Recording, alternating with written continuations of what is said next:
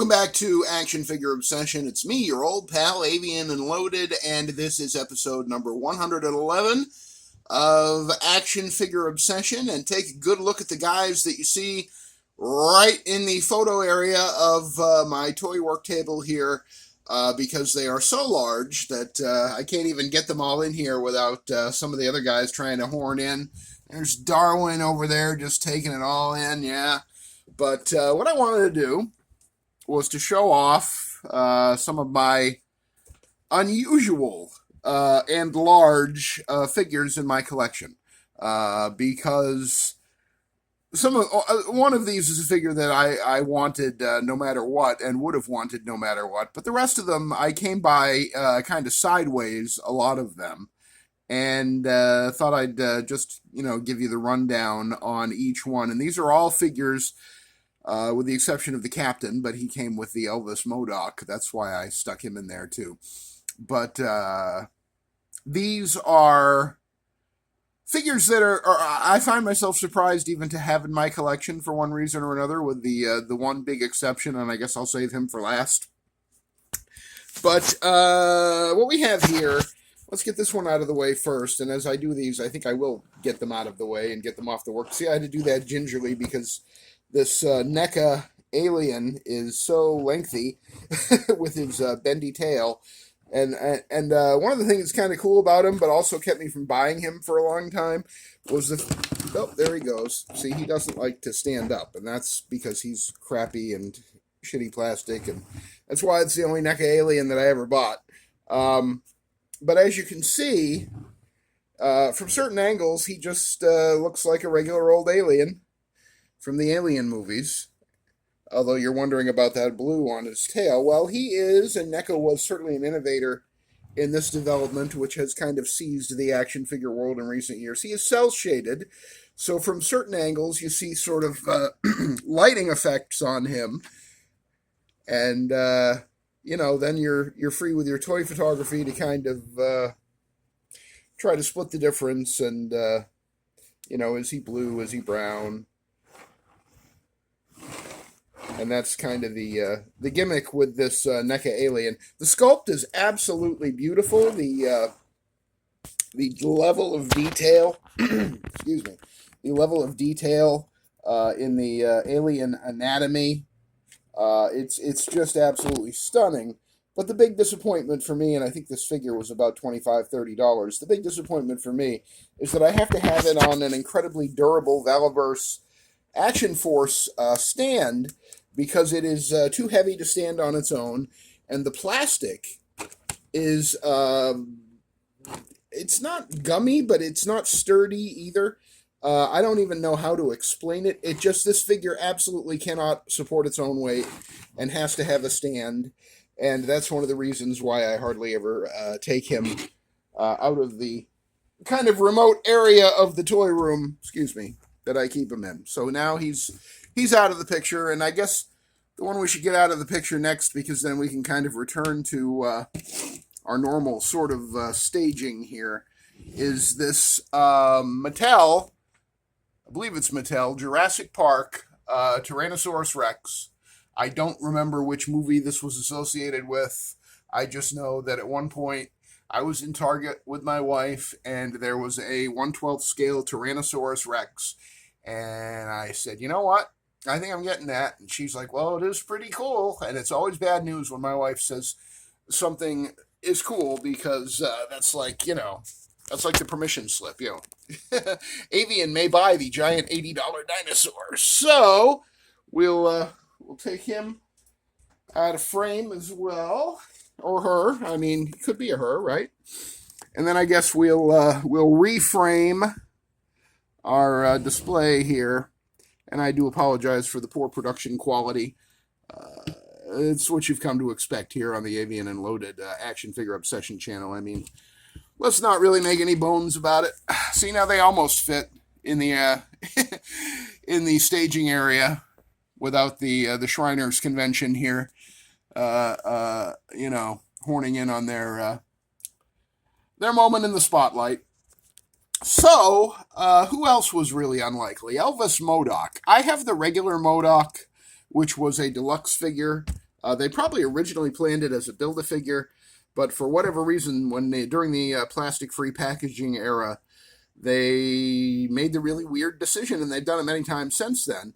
But to take something that normally would have been a Build-A-Figure and just release it as a single boxed deluxe figure. You still had to put it together, the MODOK figure. I think this one, now I'm talking about the original, Jack Kirby designed of MODOK. This Elvis MODOK is from the Warren Ellis, Stuart Immonen comic, Next Wave Agents of Hate.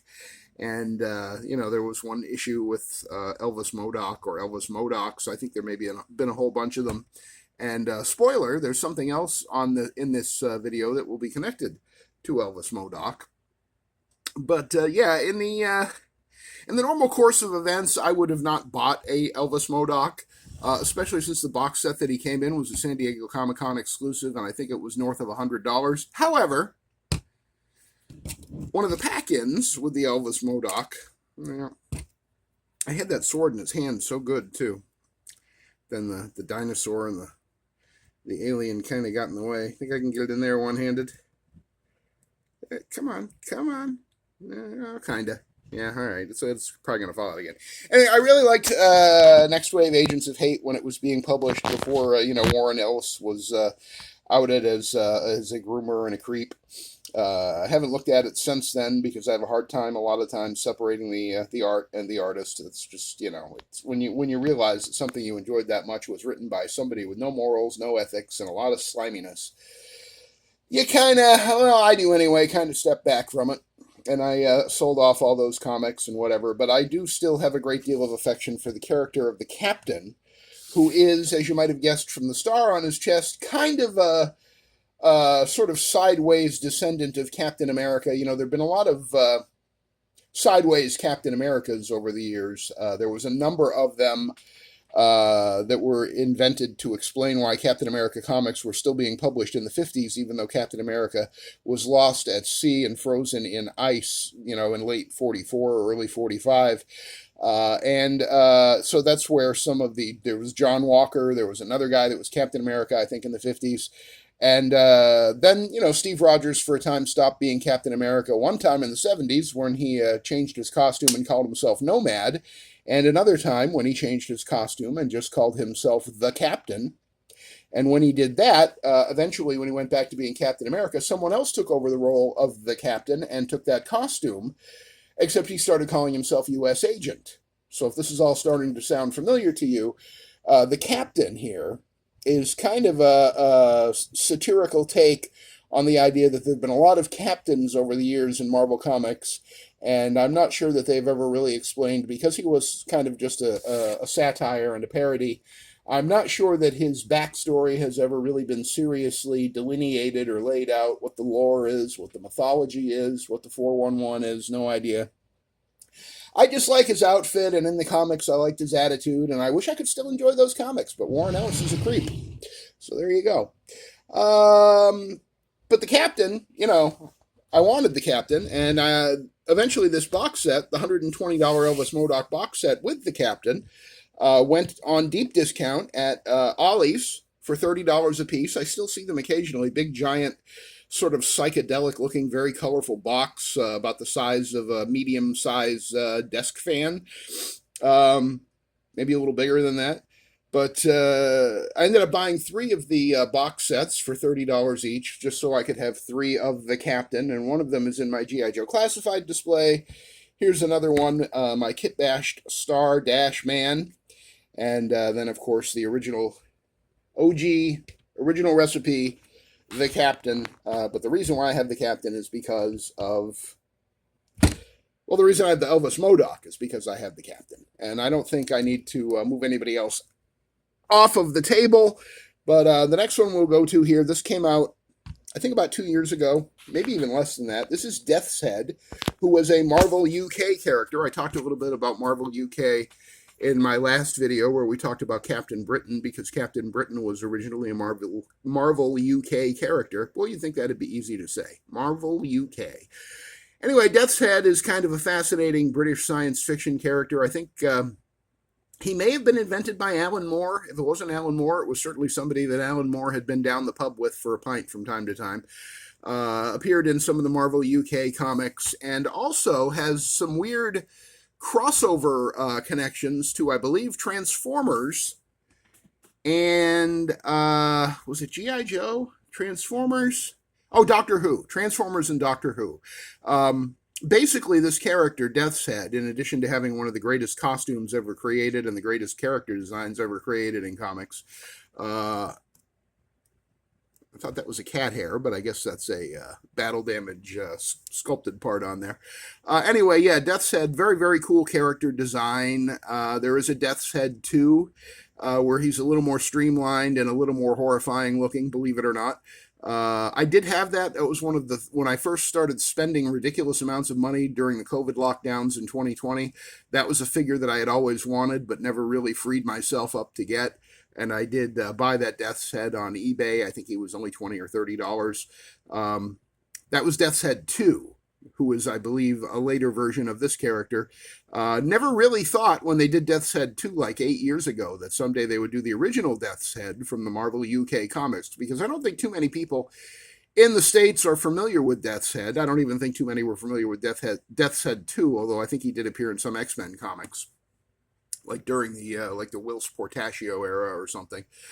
But yeah, the original Death's Head, he's a big figure, as you can see. We'll put him next to like a regular Marvel Legend. And you can see that he's got some height on old Egghead here. Although I think Egghead could take him in a fight with his great helmet and his golden ray gun. But yeah, Death's Head is a figure that I bought a little bit for the Doctor Who connection, a little bit for the just the Marvel UK connection. I should put him in a display with Captain Britain now that I think about it. But I just like the look of the figure.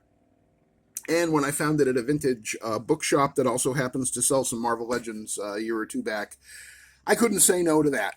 Not the world's biggest Juggernaut fan, honestly. I did enjoy that one story. I think it was a two-parter in Amazing Spider-Man in the 80s, where the Juggernaut and Spider-Man had a big battle where they basically Spider-Man was chasing the Juggernaut all over Manhattan, and the Juggernaut was like destroying taxis and buildings and all sorts of things because nobody stops the Juggernaut, right? I have the Marvel 80 Years Marvel Legends Juggernaut, the one that was a reissue and a repaint of the Build-A-Figure from 2016. But I bought this one a couple of years back because I saw it for $20 at a vintage toy store. And I mean, this thing, you literally could do some serious damage with this thing. Now I'm seeing he's got a lot of dust on him. I got to get my microfiber cloth out and clean him up. There's not much in the way of articulation, as you can probably guess. But I mean, the job of this particular Marvel Select Juggernaut is to just stand on the shelf behind all my X-Men and look intimidating, and he's really, really good at that. If I need a posable Juggernaut, to do some action figure photography with, generally, I will go to the Marvel Legends one that is in my, currently in my Marvel vs. Capcom display. This guy, another Ollie's find. This is the Dungeons & Dragons Hasbro Owlbear figure, and this is where the connection to the Elvis Modoc comes in, because Elvis Modoc had a accessory that showed him shooting off cheeseburgers out of his armor somehow, a series of cheeseburgers. And since I had 3 of them, I actually cut one of them up, so I just had cheeseburger accessories, but they're a little oversized for a 1/12 scale character, as you can see. I mean, that's a big burger. I mean, I guess it's sort of Whopper sized, but I don't think the captain could finish it. But the Owlbear, I think, was $10 on clearance at Ollie's, and I obviously got the cheeseburger for, pennies on the dollar when you price it out to what the cheeseburgers cost me for buying the $30 box set of Elvis Modocs. So I have 2 other of the cheeseburgers in my fodder bins, and I do still have one of the actual effects piece of the cheeseburgers being shot out in what appears to be a ray made out of ketchup. I mean, it's fun. It's stupid, but it's fun. Owlbear, like the Juggernaut, is a pretty hefty boy. He's pretty heavy. And I just thought it would be funny to put a cheeseburger in his hand. And the great thing is with Owlbear that the cheeseburger fits it like it was made for it, even though it very clearly was not. So there's that guy. Oh, yes, and I told you we were saving the best for last, and here he is. Figure that as of yesterday, I'm told, now goes for $150 used. And I do have all the parts, and I have two of them. This is a figure you can make two different characters out of. This is the now late and lamented Marvel Select, the action figure the company went out of business. This is a 7-inch scale, 1/10 scale, also known as a 7-inch scale Immortal Hulk, as they called it, although it was originally solicited as a Rampaging Hulk. From certain angles, he just looks like a Hulk, but when you turn him around using this head, he comes with two heads, a regular head and this head.